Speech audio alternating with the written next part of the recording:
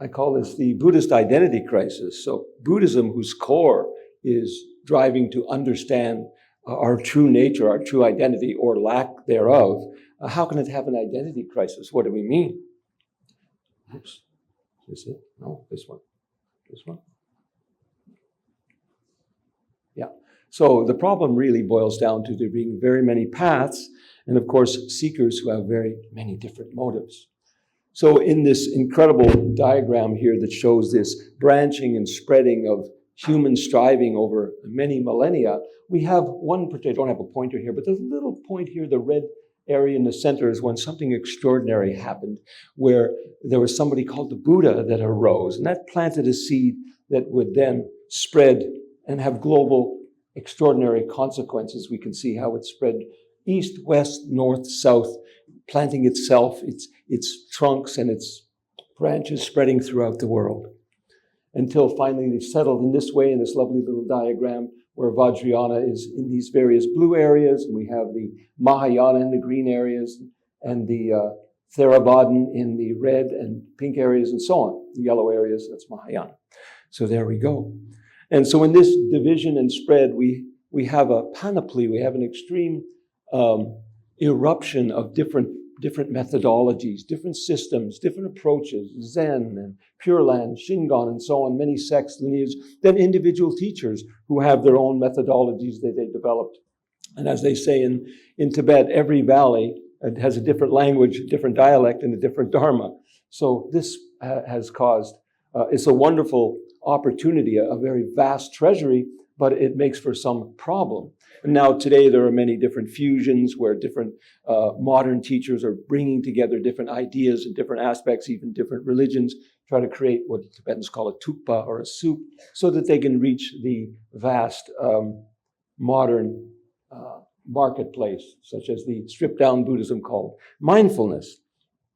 And this is a very nice, it's not really the one that I created, but anyway, this is a very nice map that I redrew. I don't know, we've got the old one, but this just shows how American Buddhism now offers this incredible banquet of different possible therapies and therapeutic approaches, different approaches. So that's from the point of view of Buddhist diversity. It's very massive. And because of that, there are also many different therapies, many different approaches. This just outlines a few of the basic core ideas that might be used by any teacher or any lineage, including Shine and Latong, or insight meditation and pacifying, and different focus on breath, on philosophy, movement, posture, visualization, thousands of different possible techniques. And that sort of bumps up against the problem that research has shown. Well, first of all, research shows there's maybe 30 different theories on drive or motivation in general from the psychological perspective, but also a lot of research has been done, surveys and so on, to find that there are dozens of different reasons why people approach Dharma. It's not just for enlightenment or some other vague term such as that. They may want belonging, they may want to find stability, certain direction in life, deal with their anger, understand more about themselves, about the world, etc., find a real spiritual resolution for that something that's driving them, that's eating away at them, and so on. Seeking a deeper meaning, or seeking happiness, which may not be mutually compatible. Oops. Wrong one. So I just happened to map these out according to the 5 elements, which gives you a little preview of what we'll be talking about in a minute, and showing some of the areas of concern. And these are particularly where mindfulness is focused on. So people that under water element, we have people seeking out healing or community or unification with others, with other groups, contributing in various ways. Fire element, we have somebody who's seeking to be a stronger person, to have some kind of social justice, or they're just looking for a challenge, something to overcome. Air element is about curiosity, knowledge, having an adventure. A space element, of course, is about truly seeking wisdom, certainty, knowingness about yourself. And earth element, you may want to become a better leader, feel a stronger sense of security. I believe that all fears are just sub-elements or subversions of problems with earth element security. That's the basis of all fear, and a sense of stability and so on. So there's obviously a tremendous manifest numbers of desires that lead people to Dharma. or any other spiritual practice. So we have a problem of a mismatch where we have these multiple applications that we just talked about, and yet, there we go, a mismatch where it results in what researchers called spiritual wanderlust, which is a new term for me, but where people are moving from one different kind of teaching to another in and out of religious groups, or they might have SBNR, this is a new condition called spiritual but not religious. So people have increased ambivalence about what they're doing, how they're involved, and so on, or spiritual tourism, where they don't really commit to things. And of course, there are many books now written, let alone blogs and articles about people having negative effects of various different therapies, including mindfulness, psychosis, and so on and so forth, because what they're looking for and who they are does not match what they were taught or the methods they were given. And again, a rigid curriculum where students are all given the same therapy or the same, I call it therapy, the same methodology over time, like the 3-year retreat, does not necessarily fit with who you are or what you're capable of doing and so on. In other words, it's not individualized. It's like modern medicine. Everybody's given the main medicine or holistic medicine. We spend all of our time trying to individualize our therapy. So there have been some attempts at matching. We could just leave it to so-called karma. I found the path that's right for me or not, or fate, or maybe it's an accident. You never know. Those things do happen, synchronicity, or just trial and error. When I was looking around, when I first ran into the 16th Karmapa, I said, well, it just cost me the price of admission. So if a Sufi came to town, I'd go see the Sufi. If Hindu came to town, I'd go see him, and so on and so forth. And then something did strike. But it costs you time, money, energy, and opportunity may not always be there. And you may just sort of trust your own judgment, but can you when you don't really have a basis for any guidance? And there are traditional and modern suggestions of how you might be able to individualize. And of course, traditionally, there are the 5 Buddha families and so on, and that has been used. And one way that mindfulness adapted to this is it has used various kinds of psychological add-ons or add-ins to the problems that they were having. So still the core of mindfulness, focus, breath, and so on, but now you bring in the whole psychological field of parenting or leadership or how to deal with addiction and so on. So that his mindfulness way of dealing with this individuality is looking for something outside Buddhism that can help fill in the picture.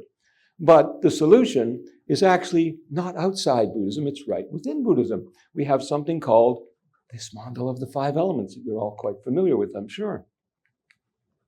And elements I define as intelligent universal forces or information matrix, fundamental building blocks. So from the outer world, the position of the outer world, it's the basis of our structure, form, function, and phenomena as a whole, basis of our biological life. Psychologically, it's the substrate of all our perceptions and functions, according to theory and practice. It is hierarchical, so it's expressed on multiple levels, as we'll see in a moment in the slide. And each of these 5 is obviously quite distinct in its characteristics, its capabilities, and its problems. And there are such things as sub-elements, so elements nest within each other. It took me a long time to discover this amazing thing that there are sub-elements, and then I found there's something called tattvas, going back 5,000 years. I thought, somebody figured that out already, that there are sub-elements within sub-elements. And we cannot perceive, unless you have some higher sight, higher vision, you cannot perceive the elements, the pure elements directly in this level of being, but we have ways to access that through color, through form, sound, mantra, mudra, etc., that specifically invoke or evoke the elements so they are accessible to us internally. So this idea of the 5 elements goes way back. It was in the Vedas back in the 5th century, but it soon went into the Buddhist canon, Kasina meditation particularly, and various suttas. And then we have, interestingly, this is a fairly new discovery that the first mention of the actual shapes of the elements that we use today that represent them, and the colors and so on, and their location in the chakras was first in the Kolotara Tantra, actually in the 400s. So, and then that again went into tantric literature and so on. So if we had time, we would unpack this wonderful tangled history of the 5 elements, but just to show that down through India and then the waves of teaching that came to Tibet and to Southeast Asia and then through the Hindu system and Ayurveda, and even through the West, through a variety of sources. We have the famous four-element system because they dropped out space, which had a devastating effect on Western philosophy. But they all came together, and today we can access all of these resources with our five elemental wisdom systems. So in the most basic way of describing the elements, if you're not familiar with them, the earth is about structure and stability, hierarchy, security, unity. Water is about cohesion, flexibility, flow, connection, and accommodation. It's the universal solvent. Fire is energy, vitality, directedness, radiation. Air is mobility and communication, like the nervous system, resourcefulness and adaptation. And space, which is always at the center of the mandala, is about coordination, integration, harmony, regulation, what we call wisdom. Could be biological wisdom, could be intellectual wisdom, and so on.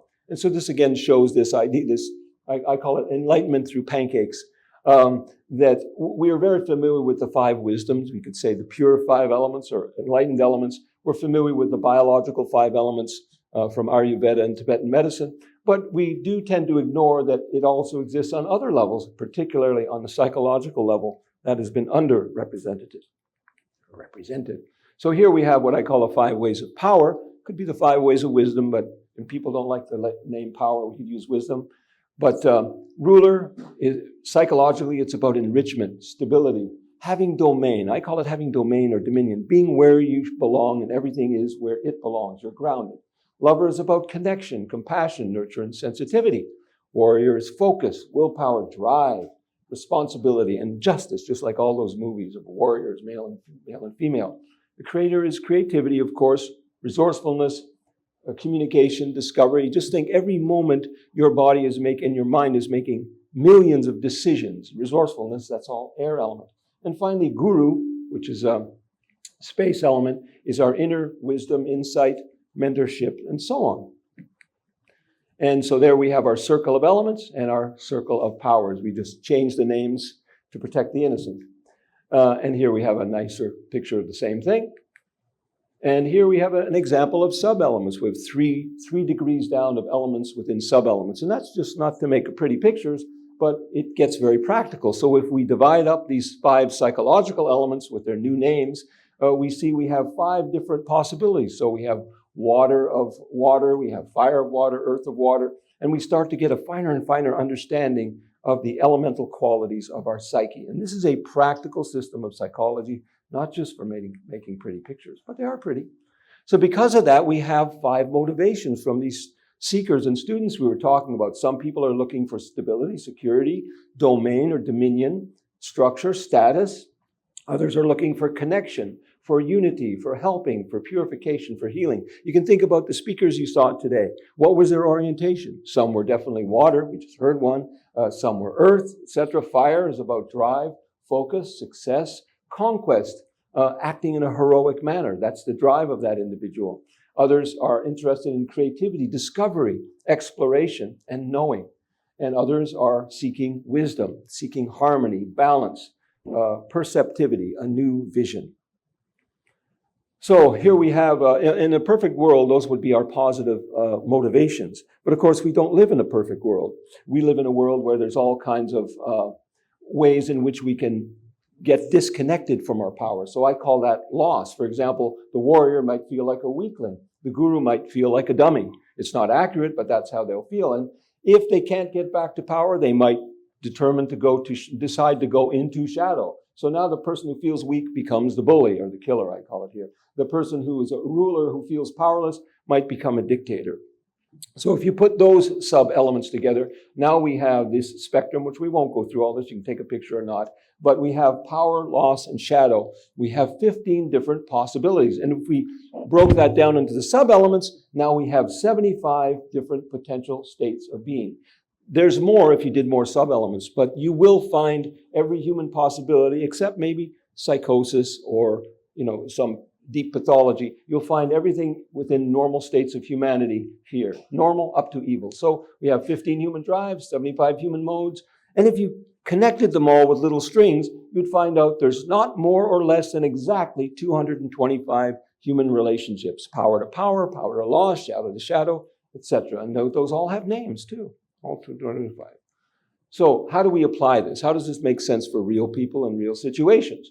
Well, remember that little map we did at the beginning. So here now we map this out for mindfulness or for any other therapy. And we can see that, for example, if someone has an addiction problem, they probably need fire and they need water as practices centered on the qualities of those elements.